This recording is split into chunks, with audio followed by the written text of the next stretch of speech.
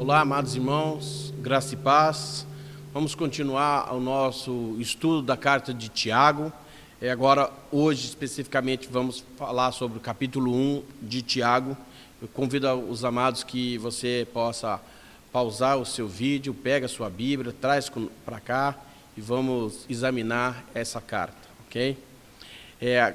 Tiago, a carta de Tiago, o primeiro capítulo, começa assim: Tiago, servo de Deus e do Senhor Jesus Cristo, os 12 tribos que se encontram na diáspora, saudações.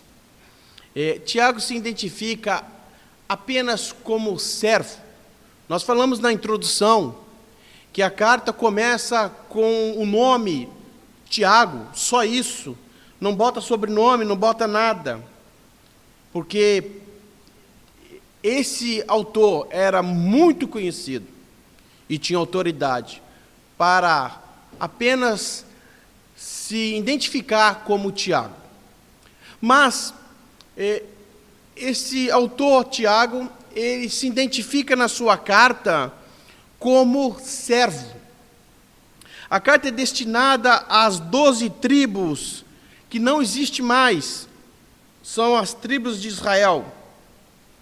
Mas Tiago tem uma intenção de, ao se destinar às 12 tribos, se destinar a um povo único da fé judaica, que agora se tornou um povo único da fé cristã. A diáspora, então, são os judeus que são cristãos fora da Palestina. Para Tiago, essa seria a diáspora. Tiago, então, abre a sua carta no capítulo 1 com um estilo da parênese do neotestamentária, similar a Romanos, capítulo 12, 15, Gálatas 5, 6 e Pedro.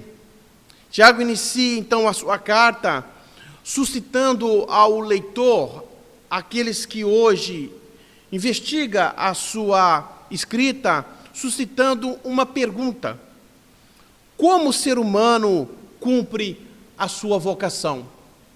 A gente poderia ter essa pergunta como uma introdução ao livro da carta de Tiago.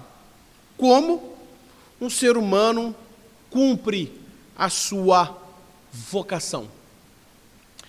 Para Tiago, a existência do crente encontra nas dificuldades que enfrenta o lugar para se forjar e se edificar uma existência perseverante na fé em Deus e na fé em Cristo. Uma perseverança, uma resistência que o cristão deve ter diante das dificuldades. Para responder como o ser humano cumpre sua vocação, Tiago começa mostrando que o ser humano cumpre a sua vocação de ser um cristão chamado por Deus, quando ele persevera nos mandamentos de Deus e confia em Deus. Então, capítulo 1, versículo 1, diz então: Tiago, servo de Deus e do Senhor Jesus Cristo, das 12 tribos que se encontram na dispersão, saudações. Meus irmãos, tende por motivo de toda alegria ou passardes por provações.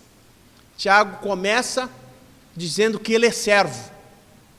E agora, no versículo 2, ele chama todos de irmãos. 14 vezes aparece o termo irmão. Ele expressa uma ode no versículo 2, dizendo: tende por motivo de toda alegria nas provações. As provações, estar alegre mesmo diante das provações, responde como seguir uma existência de uma vocação. Eu quero convidar os amados a meditar no capítulo 1, seguindo 3 vertentes de análise da carta de Tiago, capítulo 1. Primeira vertente é os benefícios da provação. O outro, como obter a sabedoria. E para finalizar o capítulo 1, a prática da palavra de Deus. Versículo 2, então, amados, o texto chama: meus irmãos, tende por motivo de toda alegria passardes por provação. Os benefícios da provação. Para Tiago, versículo 3 e 4, para Tiago, os crentes devem reagir com alegria nas provações, porque elas são uma prova através da qual Deus aperfeiçoa a nossa fé. Tanto para Paulo quanto para Tiago, as provações conduzem à esperança e à segurança. Então, para Tiago, as provações devem ser combatidas. O cristão deve passar por elas não de modo passivo, mas de modo ativo, e ativo na alegria, ativo na confiança de que em Deus e por Deus, Deus pode aperfeiçoar o homem a partir das suas provações. Isso conseguimos ver no versículo 2 até o 4. Versículo 5 vai falar sobre como obter a sabedoria. Quero ler para os amados, versículo 5 até o versículo 8. Se, porém, algum de vós necessita de sabedoria, peça a Deus, que a todos dá liberalmente e nada lhes impropera, e se lhe há concedida. Peça, porém, com fé, em nada duvidando, pois o que duvida é semelhante à onda do mar, impelida e agitada pelo vento. Não suponha esse homem que alcançará do Senhor alguma coisa. Homem de ânimo dobre, inconstante em todos os seus caminhos. A sabedoria é a principal virtude que é valorizada no Antigo Testamento e é valorizada por Tiago em sua carta. Lembra quando falei na introdução sobre a dependência das citações do Antigo Testamento? E também do imperativo que é utilizado por Tiago nas suas cartas, e da sua relação com a sabedoria proverbial, sapiencial. Aqui podemos ver claramente a importância que Tiago dá para a busca da sabedoria. Tiago fala que se porém algum de vós necessita de sabedoria, peça a Deus. Provérbios 6:2 também fala de que o princípio da sabedoria é temer a Deus. Há uma conexão aqui da sabedoria que Tiago espera que o cristão venha adquirir com o conceito da sabedoria em Provérbios, da importância do cristão sábio. Levando em consideração, amados, que para Provérbios o sábio é aquele que teme a Deus. Logo, é claro que podemos concluir que o sábio é aquele que adora Jesus Cristo. A resposta da oração está relacionada com o modo como pedimos fé e dúvida. Há aqui uma conexão entre fé e dúvida. O texto vai dizer, o versículo 6, peça, porém, com fé, em nada duvidando. O que Tiago quer mostrar é que a resposta da oração está atrelada ao modo como pedimos. Se você pede sem duvidar, é porque você confia no Deus a qual está pedindo. Fé, então, significa crer em Deus e, sobretudo, confiar que Ele é Deus e pode ouvir e atender as orações. O versículo 9, o irmão, porém, de condição humilde, glorie-se na sua dignidade. 10, e o rico na sua insignificância, porque ele passará como a flor da erva. Tiago, então, mostra no versículo 9 que as circunstâncias terrenas são transitórias. Na época da carta, a Palestina ou a Síria havia uma grande fome. Provavelmente esse texto, ao ser escrito, está inserido nesse contexto de dificuldade, de fome, de falta de alimento. Tiago, então, exorta os cristãos que estão agora pobres por conta da fome, pobres por conta de perseguição, a gloriar-se no Senhor na sua dignidade. A mesma palavra aqui, gloriar, significa a exaltação a qual é dada a Cristo. Agora, por um lado, se o cristão da carta de Tiago é visto como aquele que deve se gloriar nas suas dificuldades, gloriar na sua dignidade, confiando em Deus. Versículo 10, o texto vai dizer que os ricos, eles devem se humilhar, porque ele passará como a flor do campo. Aqui é uma alusão a Provérbios, quando mostra que o caminho do insensato é perecível. O que podemos perceber é que o rico, na carta de Tiago, nunca é visto como um crente. O rico está sempre atrelado a uma visão daquele que é descrente, do insensato, daquele que não considera a palavra de Deus como verdadeira. Isso não quer dizer que não houvesse um ou outro rico na comunidade de Tiago, mas quando Tiago está, sobretudo no capítulo 1, aqui no versículo 10, falando de que o rico deve se humilhar na sua condição, é porque ele deve se humilhar, porque se ele confia na sua riqueza, ela é perecível, então ele precisa se humilhar diante de Deus. As pessoas ricas, como as pobres, devem, então, olhar além das circunstâncias.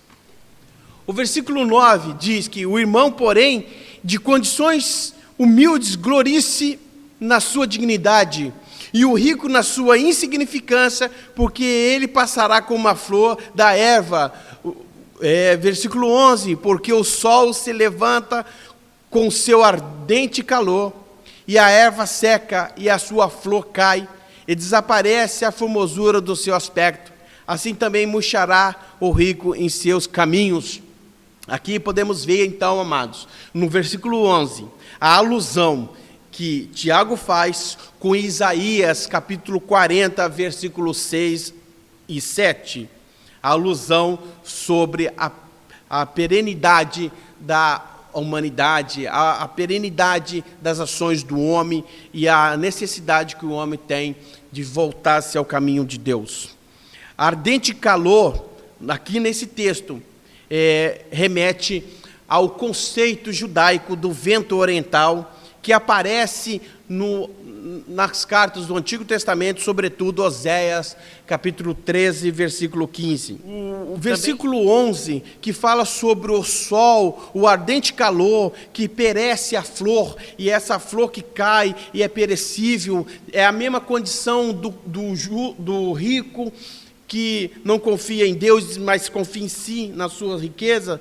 Essa mesma visão que se encontra em versículo 11 tem uma relação com a carta de Tiago, capítulo 4, versículo 13, que é o momento em que os viajantes estão buscando os seus lucros. Podemos ver isso quando diz, capítulo 4, versículo 13, escutem agora, vocês que dizem, hoje ou amanhã iremos para a cidade e lá passaremos um ano e faremos negócio e teremos lucro. Essa intenção do rico de não se preocupar com nada, de não confiar em Deus, confiar em sua riqueza, é uma crença perecível que pode ser vista no versículo 11. Pois bem, nessa segunda parte, Tiago poderia estar fazendo uma pergunta para a sua igreja, como faz para nós. Como obter a salvação? Estamos indo então para o versículo 12. O versículo 2 diz que bem-aventurado o homem que suporta com perseverança a provação, porque depois de ter sido aprovado, receberá a coroa da vida, a qual o Senhor prometeu aos que o amam. Veja, versículo 12 tem extrema conexão com o versículo 2, quando diz: meus irmãos, tenho por motivo de grande alegria o fato de passares por várias provações. Alegria em passar por provações. Aqueles que têm alegria por passar por provações, por ter uma atitude ativa diante da provação, confiando em Deus, esse é o homem bem-aventurado, esse é o homem feliz, porque ele suporta, porque ele persevera, mesmo diante das perseguições e das dificuldades. Então, podemos aqui fazer também uma conexão entre o versículo 12 do capítulo 1 de Tiago com o Evangelho de Mateus, capítulo 5, versículo 10. Evangelho de Mateus, capítulo 5, e versículo 10 diz: bem-aventurado. Em Tiago, versículo 12, diz: bem-aventurado o homem. Mateus 5 diz: os que sofrem perseguição. Tiago responde: os que suportam a tentação quando for provado. Mateus 5,10 diz: porque deles é o reino de Deus.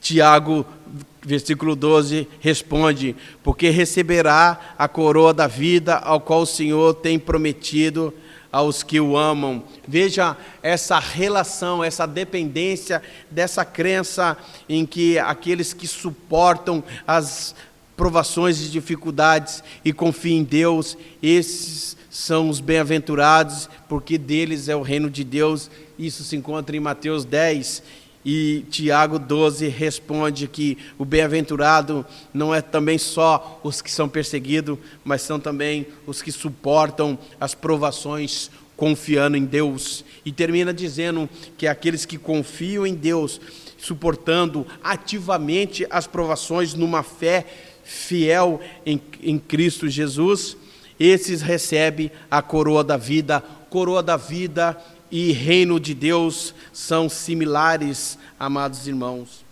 Versículo 13, Tiago, ao que parece, está mudando de assunto, mas não é propriamente uma mudança de assunto. Versículo 12 fala de provações, e versículo 13 em diante até o 18 fala de tentações. Quem é que não passa por provações? Quem passa por provações pode também passar por tentações, pode ser até tentado diante de uma situação já de anos ou de situações de provações provocadas no seu dia a dia. Versículo 13 ao 18, quero ler para os amados, diz assim: ninguém ao ser tentado diga sou tentado por Deus, porque Deus não pode ser tentado pelo mal e Ele mesmo a ninguém tenta. Ao contrário, cada um é tentado pela sua própria cobiça, quando esta o atrai e seduz. Então a cobiça, depois de haver concebido, dá à luz o pecado, e o pecado, uma vez consumado, gera morte.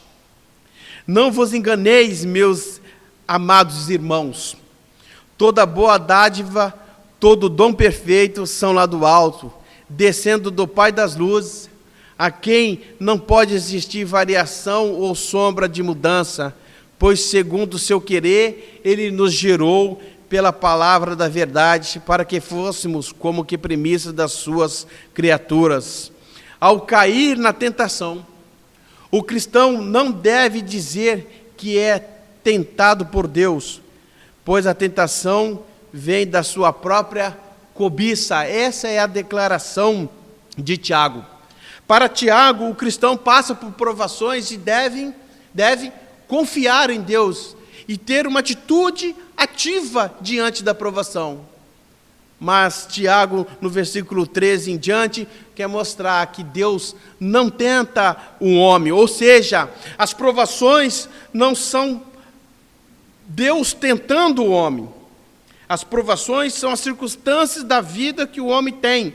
O que Deus faz é usar essas provações e fortalecer o cristão na caminhada. É isso que Tiago está se referindo. Tiago não está dizendo que aquele que passa por provações financeiras, aquele que passa por provações de ordens sociais, esses passam por isso porque Deus está o testando, Deus está testando a sua fé. Não, Tiago diz que Deus não testa ninguém, não tenta ninguém.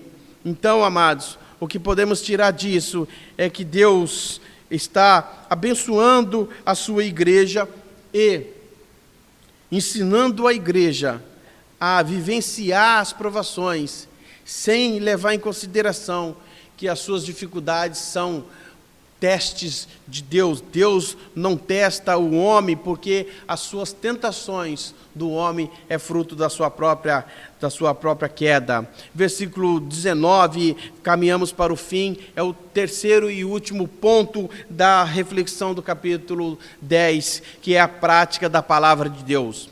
Versículo 19 diz: sabei essas coisas, meus amados irmãos. Todo homem, pois, seja pronto para ouvir e tardio para falar, tardio para se irar. Não se trata apenas de escutar a palavra de Deus, mas bem mais do que isso, é de prestar atenção aos ensinamentos dos sábios. Versículo 20 ao 22 diz: porque a ira do homem não produz a justiça de Deus. Portanto, despojando-vos de toda impureza e acúmulo de maldade, acolhei com mansidão a palavra em vós implantada, a qual é poderosa para salvar a vossa alma. Tornai-vos, pois, praticante da palavra, e não somente ouvintes, enganando-vos a vós mesmos. Tiago, então, aqui, amado, exorta o ouvinte a de se distanciar do mundo e das impurezas e se achegar a Deus. Para isso, necessário ser praticante da palavra.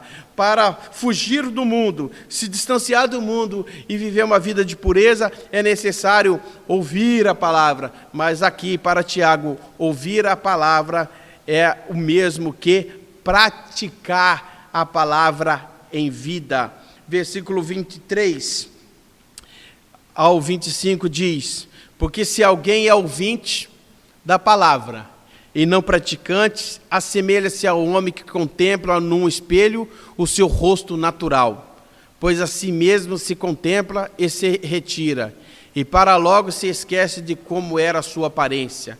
Mas aquele que considera atentamente a lei perfeita, lei da liberdade, nela persevera, não sendo ouvinte negligente, mas operoso praticante, esse será bem-aventurado no que realiza. Aqui, lei perfeita, lei da liberdade, segundo os comentaristas, é o Evangelho. O Evangelho é a lei perfeita, é a lei da liberdade. E para que o cristão seja um cristão autêntico e feliz e bem-aventurado, ele precisa ser um praticante dessa palavra.